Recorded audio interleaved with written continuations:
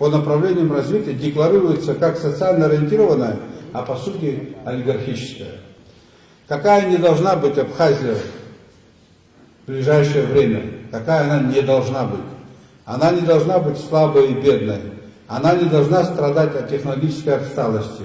Она не должна страдать от произвола чиновников и от коррупции. Она не должна быть закрытой. Нельзя больше вверять судьбу Абхазии тем, кто некомпетентен, обманывает людей, раздавая пустые невыполнимые обещания или лозунги. Считаю целесообразным разработать и применить механизм привлечения к ответственности избираемых должностных лиц за обман граждан. Если в течение 3 лет количество дорожно-транспортных происшествий не уменьшится вдвое, я, если буду тем человеком, которого изберут президентом, сложу свои полномочия.